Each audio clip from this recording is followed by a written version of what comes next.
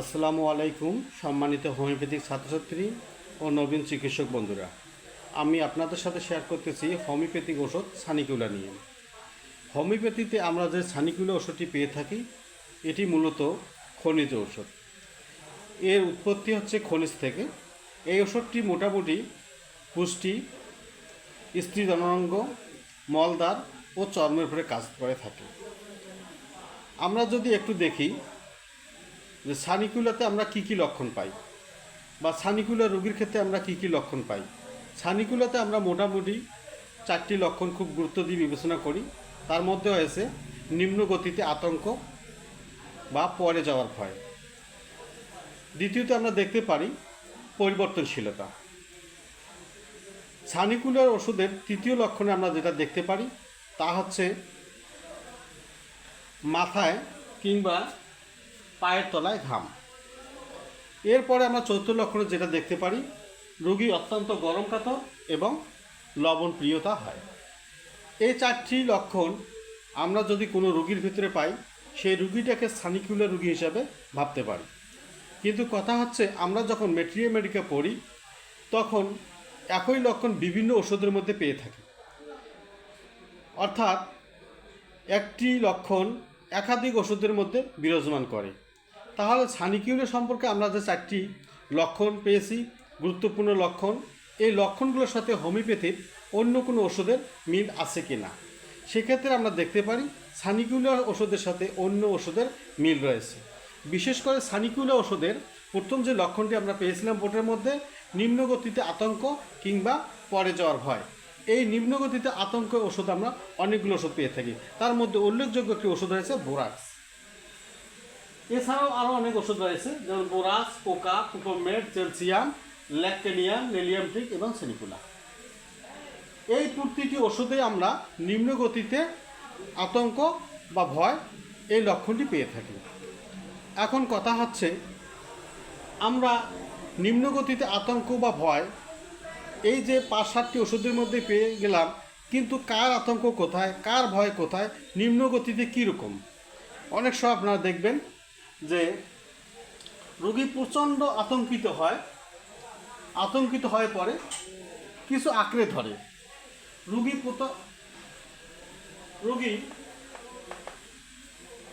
প্রচণ্ড আতঙ্কিত হয় এবং কোনো কিছু আঁকড়ে ধরে। এই লক্ষণটা যখন আপনারা পাবেন তখন আপনারা বোরাক্স ভাববেন। বোরাক্সের আর একটি লক্ষণ আছে, সেটা হচ্ছে রোগী সিঁড়ি বা দোলনায় উঠতে ভয় পায়, ওখান থেকে নামতে ভয় পায়। এটা আমরা বোরাক্সের মধ্যে পেয়ে থাকি। নিম্নগতিতে আতঙ্ক, সেক্ষেত্রে আমরা কোকার কী কী লক্ষণ পেয়ে থাকি। কোকার লক্ষণটি হচ্ছে উচ্চ আসন থেকে বা উচ্চ স্থান থেকে, পাহাড় থেকে, পর্বত থেকে নামতে তার ভয়, বুক ধরপড় করে। এটা আমরা সেক্ষেত্রে ব্যবহার করি। কুপ্রোমেটের ক্ষেত্রে আমরা কি দেখি? কুপ্রোমেটে আমরা দেখি থাকি যে রোগীর মাংসপেশির মধ্যে খিঁচুনির প্রবণতা থাকে।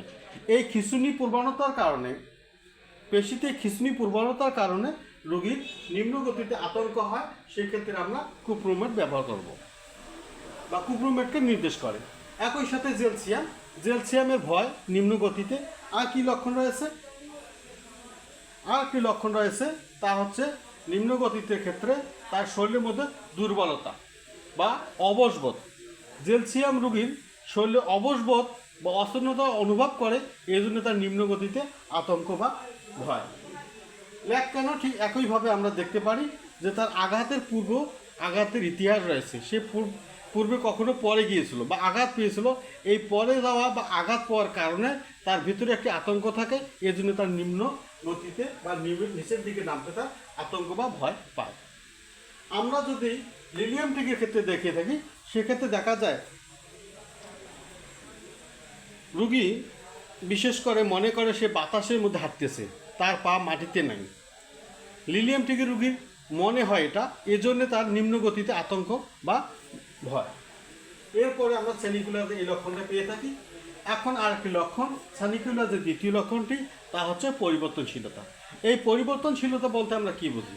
পরিবর্তনশীলতা বলতে আমরা বুঝি কোনো জিনিসই স্থির নয়। সানিকুলার ক্ষেত্রে পরিবর্তনশীলতার লক্ষণটি পাওয়া যায়। এর সাথেও আরও আমরা হোমিওপ্যাথিতে বেশ কিছু ওষুধ পাই যেখানে সানিকুলার লক্ষণটি পেয়ে থাকি। সানিকুলার সাথে এই লক্ষণটির মিল রাখে বা পরিবর্তনশীলতার সাথে হোমিওপ্যাথিতে আর যে ওষুধগুলো রয়েছে তার মধ্যে অন্যতম হচ্ছে পালসেটিলা, ইগনেশিয়া, কোকাচ্ছাক, ল্যাক্যানিয়া, বারবারিস। আমরা শুনে থাকি যে পালসেটিলাকে পরিবর্তনের রাজা বলা হয়। আসলে পালসেটিলার পরিবর্তনের রাজা বলা হয় তার কারণ আছে। পালসেটিলার পরিবর্তনটি শারীরিক এবং মানসিক দুই ক্ষেত্রে হয়ে থাকে। এজন্যে পালসেটিলাকে পরিবর্তনের রাজা বলা হয়। আমরা যদি একটু রেপার্টরিতে চিন্তা করি, হোমিওপ্যাথিক রেপার্টরিতে যদি চিন্তা করি, মানসিক লক্ষণের দিক থেকে পরিবর্তনশীলতার ওষুধ কতগুলো থাকতে পারে, সেক্ষেত্রে আমরা প্রায় 93টি ওষুধ পেয়ে থাকি। পালসেটিলার ক্ষেত্রে আমরা প্রায় 93টি ওষুধ পেয়ে থাকি। পরিবর্তনশীলতার ক্ষেত্রে 93টি ওষুধ পেয়ে থাকি। এই 93টি ওষুধের মধ্যে আমি গুটি কয়েকটি ওষুধ আপনাদের সাথে শেয়ার করতেছি এবং তাদের পার্থক্যটা কীরকম। পালসেটিলা আমাদেরকে শারীরিক এবং মানসিক পরিবর্তনশীলতা ইঙ্গিত দেয়। যেমন পালসেটিলার পরিবর্তনটা কীরকম, এইমাত্র হাসে, এইমাত্র কাঁদে, অর্থাৎ হাসা কাঁদার মধ্যে তার একটা পরিবর্তনশীলতা দেখতে পারি। ইগনেশিয়া রোগীর পরিবর্তনশীলতা কীরকম, ইগনেশিয়ার ক্ষেত্রেও আমরা বেশ কিছু পরিবর্তনশীলতা দেখতে পারি। যেমনটা হয়ে থাকে তার শোকের কারণে হঠাৎ করে তার দেখা যায় কোনো রকম পরিবর্তনশীলতা, তার শোকটাকে ভেতরে চাপা রাখার কারণে সে তার ভেতরে যে কোনো কাজে কর্মের মধ্যে প্রচণ্ড রাগ এবং স্বাভাবিক আচরণ করে। যেমন রাগী তেমন শান্ত, হঠাৎ রাগী হঠাৎ শান্ত, এই রাগী এই শান্ত। এই যে রাগগত কারণে তার পার্থক্য পরিবর্তনশীলতায়, এটাই হচ্ছে ইগনেশিয়ার পরিবর্তনশীলতার উদাহরণ। প্রকাচ্ছাটের ক্ষেত্রে আমরা কীরকম পরিবর্তনতা দেখি। প্রকাচ্ছাটের ক্ষেত্রে আমরা পরিবর্তনশীলতা দেখি মুহূর্তেই হাসি খুশি। এই প্রকাচ্ছাট মুহূর্তে হাসি খুশি এবং মুহূর্তের মধ্যে সে বিষণ্ণতায় যায়, অপমার্জন মনে করে। এটা হচ্ছে প্রকাচ্ছাট। ল্যাক্যানিয়ামের কিছু পরিবর্তন রয়েছে। এই পরিবর্তনটি হচ্ছে তার ডান এবং বাম। ল্যাক্যানের পরিবর্তনশীলতা হচ্ছে দিক পরিবর্তন, অর্থাৎ কখনো ডানে কখনো বামে এর দিকগুলো পরিবর্তন করে। ঠিক অনুরূপভাবে বারবেরিসে আমরা কিছু পার্থক্য লক্ষ্য করতে পারি। সেই বারবেরিসের পার্থক্যের মধ্যেগুলো হচ্ছে ব্যথার স্থান, পরিবর্তনশীলতা হচ্ছে ব্যথার স্থান। তাহলে আমরা দেখলাম যে পরিবর্তনশীলতার লক্ষণের মধ্যে সানিকুলার যেমন একটা লক্ষণ রয়েছে, ঠিক এই পরিবর্তনশীলতা পালসেটিলা, ইগনেশিয়া, কোকাচ্ছাট, ল্যাক্যান এবং বারবেরিসের মধ্যে রয়েছে। এছাড়াও আমরা দেখি আরেকটি লক্ষণ, তৃতীয় লক্ষণে আমরা কি পাই। তৃতীয় লক্ষণে আমরা পেয়েছিলাম যে মাথায় বা পায়ের তলায় ঘাম। এই মাথায় বা পায়ের তলায় ঘাম, এই লক্ষণে হোমিওপ্যাথিতে অনেক ওষুধ পাওয়া যায় যার ভিতরে এই লক্ষণটি বিদ্যমান। সানিকুলা তো আছেই। এখন সানিকুলা এই লক্ষণ থাকার পরে আমরা দেখি অনেকগুলো ওষুধের মধ্যে 3টি ওষুধ এখানে আমি উল্লেখ করেছি, ক্যালকেরিয়া কাপ, সাইলেশিয়া এবং সরিনাম। আসলে ক্যালকেরিয়া কাপ, সাইলেশিয়া এবং সরিনামের মধ্যে আমরা কী রকম মাথার ঘাম পেয়ে থাকি।